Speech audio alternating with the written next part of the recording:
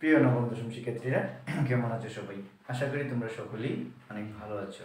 প্রিয় শিক্ষার্থীরা, আমি আজকে তোমাদের সাধারণ গণিত বইয়ের পরিমিতি অংশের 16-এর 1 নং প্রশ্নটি সমাধান করে দেখাবো।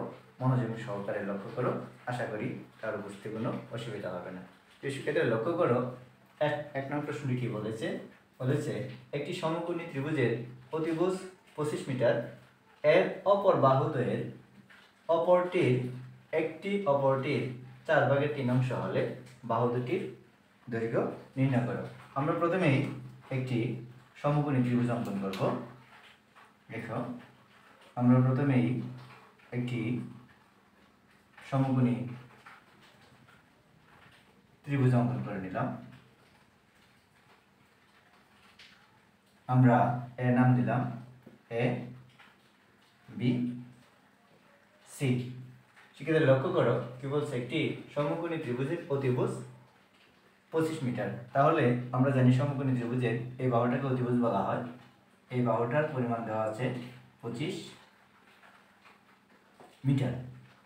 তারপরে কি বলছে লক্ষ্য করো, বলছে এর অপর বাহুদ্বয়ের, আরো দুইটা বাহু কিন্তু আমাদের বাকি আছে, একটা হচ্ছে এবি আর একটা হচ্ছে বিসি। বলছে এর অপর বাহুদ্বয়ের একটি অপরটির 4/3 অংশ হলে, যেহেতু এখানে মানে বাহু দুইটার দৈর্ঘ্য অনুপাত আকারে দেওয়া আছে, তাহলে আমরা একটা বাহুকে বলছি কি এর অপর বাহুদ্বয়ের একটি অপরটির, আমরা অপর বাহুটি আমরা ধরে নিতে পারি 4x। অপর বাহুটি আমরা কি ধরে নিলাম 4x, কারণ এখানে 4 দেওয়া আছে। দেখো, তারপরে দেওয়া আছে 4-এর 4/3 অংশ, আমরা এটা ধরে নিতে পারি হচ্ছে 3x। একটি বাহু ধরে নিলাম আমরা কত 4x, আর অপর একটি বাহু ধরে নিলাম কত 3x। শিক্ষার্থীরা, লক্ষ্য করো, বলছে বাহু দুটির দৈর্ঘ্য নির্ণয় করো। তাহলে আমরা চিত্রের মধ্যে কি দেখতে পাচ্ছি? দেখো, অতিভুজ হচ্ছে এসি 25 মিটার এবং লম্ব এবি 4x এবং ভূমি বিসি 3x। এখন দেখো, আমি আমার গত ক্লাসে সমকোণী ত্রিভুজে পিথাগোরাসের সূত্রটির কথা উল্লেখ করেছিলাম। আমরা এই সমকোণী ত্রিভুজে পিথাগোরাসের সূত্রটি এখন আমরা ব্যবহার করব। দেখো, আমরা সমকোণী ত্রিভুজ এবিসি এ যদি আমরা পিথাগোরাসের সূত্রটি ব্যবহার করি, তাহলে আমরা লিখতে পারি লম্ব স্কয়ার অর্থাৎ এবি স্কয়ার প্লাস ভূমি স্কয়ার হচ্ছে বিসি স্কয়ার ইকুয়াল টু অতিভুজ এসি স্কয়ার। আমরা সমকোণী ত্রিভুজে পিথাগোরাসের সূত্রটি ব্যবহার করেছি। তাহলে দেখো, এবির মান কত আছে এখানে 4x উপরে স্কয়ার, বিসির মান কত 3x স্কয়ার, আর অতিভুজ এসি কত 25 উপরে স্কয়ার। এখন দেখো, আমরা যদি 4x স্কয়ার করে দিই 16x square plus 3x square করি 9x স্কয়ার, আর 25 স্কয়ার করলে হবে 625।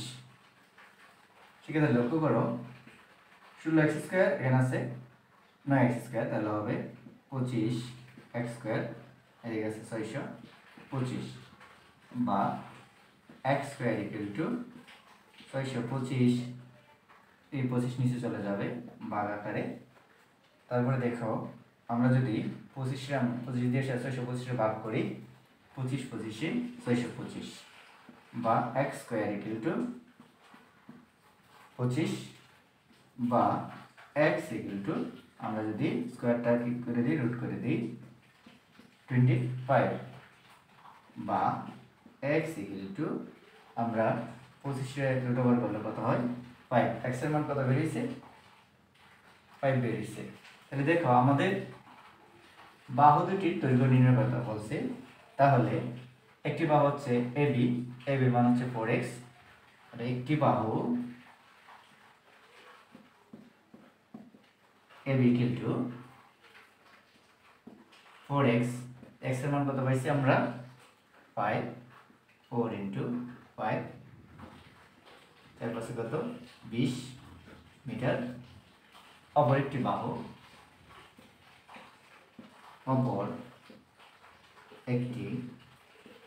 বাহু কত 3x x এর মান কত পেয়েছি আমরা 5 পেয়েছি 5 তিন পাশে কত 15, অর্থাৎ একটি বাহু কত 20 মিটার, অপর বাহু কত 15 মিটার। প্রিয় শিক্ষার্থীরা দেখো, এই সমকোণী ত্রিভুজে যদি পিথাগোরাসের সূত্রটি তোমরা মনে রাখো তাহলে অতি সহজেই অপর দুইটা বাহুর দৈর্ঘ্য নির্ণয় করতে পারবা। প্রিয় শিক্ষার্থীরা, আশা করি তোমাদের এ পর্যন্ত বুঝতে কোনো অসুবিধা হয়নি। আর আমার পরবর্তী ভিডিও পাওয়ার জন্য আমার ফেসবুক পেজটি ফলো দিয়ে রাখো। ধন্যবাদ সবাই।